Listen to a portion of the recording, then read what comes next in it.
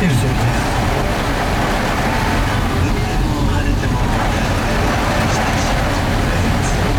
すごい大雨になりました。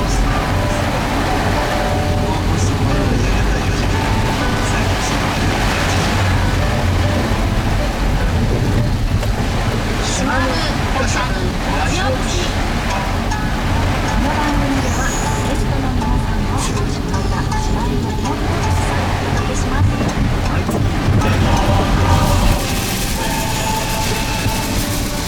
機械が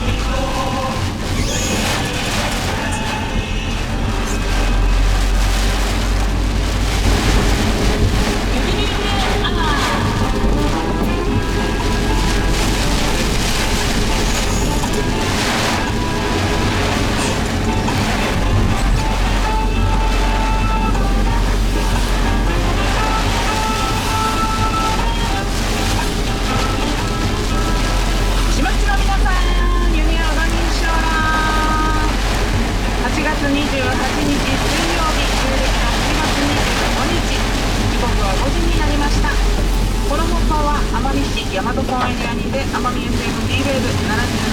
77.7MHz でお送りしております。またインターネット放送サイマルラジオリッスンラジオを通じて奄美群島をはじめ日本中世界中の島っちゅにもお届けしております。夕方の生ワイド番組イブニングアワー、今日の担当はサポートスタッフの酒井美智子です。今日も元気にお届けしていきたいと思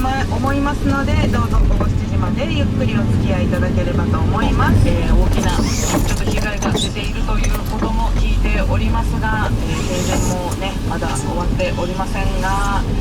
元気に過ごしていらっしゃいますでしょうか。本当ね、皆さんこういう時こそお互い情報共有しながら元気に過ごしていただけたらなと思います。そして奄美市からの情報として道路交通情報ですが、奄美病院と三木山運動体育館の間の道路、こちら倒木のため片側通のため全面でおります止めとなっていましたが解除されたということです。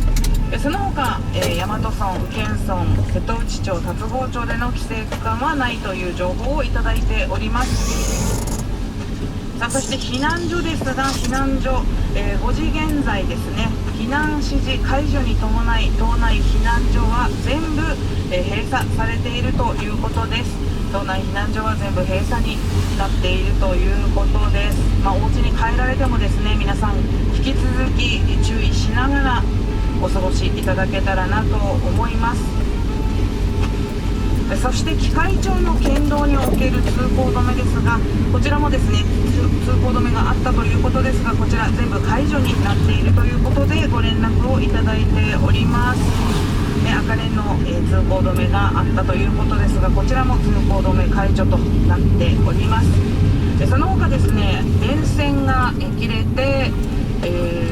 線がたるんでいるとか、垂れているとか、